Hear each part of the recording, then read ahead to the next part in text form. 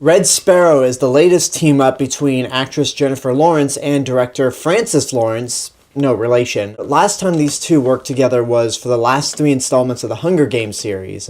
And this movie is based off a book of the same name and focuses on Jennifer Lawrence's character, who was a Russian dancer who unfortunately got into an accident that broke her leg. So she's recruited by her uncle, played by the closest they could get to a Vladimir Putin lookalike, to train as a Sparrow and become a spy for Russia. And that's the overall plot that I can give you right there, at least for the first act. Because the last 2 acts of the movie, I had a damn near impossible time trying to figure out what was going on. And that's kind of a warning sign about how I feel about this movie.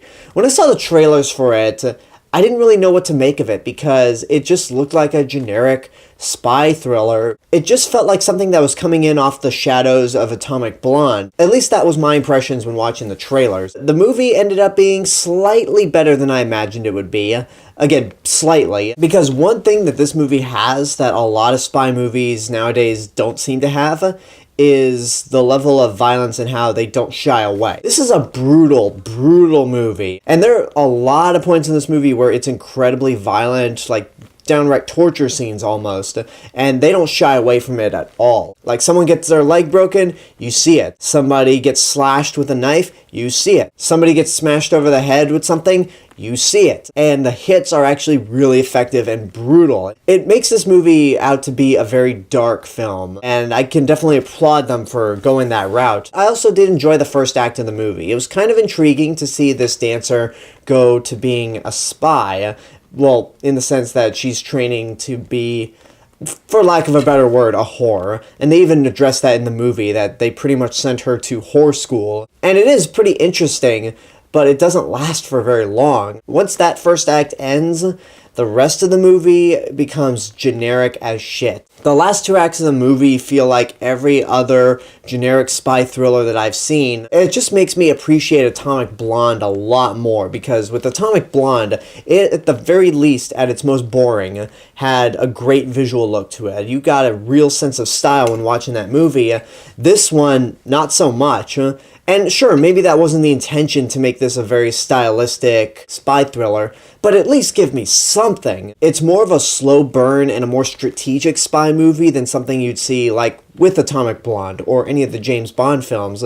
And because of that, it gets incredibly dull. And it also doesn't help that this movie is 2 hours and 20 minutes. And because it's so dull, and a lot of these sequences are dragged out for such an unbearable length of time, you feel like the movie is 3.5 hours because it's so slow. And another thing that doesn't help at all is that the plot is kind of incomprehensible. Maybe it's just me, but there were a lot of points in this movie where I was so confused on what was going on, what was Jennifer Lawrence's objective, where she was at points, because it seems like throughout a lot of the movie, they teleport throughout 3 different countries, and it confused me so much. And with a mix of an incomprehensible plot, overly long runtime, and poor pacing, then you really need to have hired a better editor to kind of clean up and fix this mess, because an editor can either make or break a movie, and in this case, they kind of broke the movie. And I really don't have much else to say about this movie, except that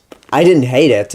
Like I said, the first act of the movie was actually kind of interesting, and Jennifer Lawrence, even though I'm sort of getting tired of her, she does continue herself to be a very talented actress, and she manages to keep her Russian accent, unlike Jeremy Irons, who just didn't seem like he was trying at all. He seemed like he was doing a mix of his natural British accent and a Russian accent, and sometimes it got into the realm of laughability, just how bad he is here. So to sum things up, don't waste your money on this at all. It is a little more brutal than other spy movies out there, and I absolutely give the movie credit for that, but again, it's way too long. It's trying to be more epic than it actually is, when it's actually not. The plot will leave you confused for a majority of the movie, and it's just not that interesting in the long run. So that's all I have to say. Don't waste your money. And that's my review for Red Sparrow. I hope you enjoyed it. Leave a comment down below and tell me what your thoughts are on the movie, if and when you've seen it.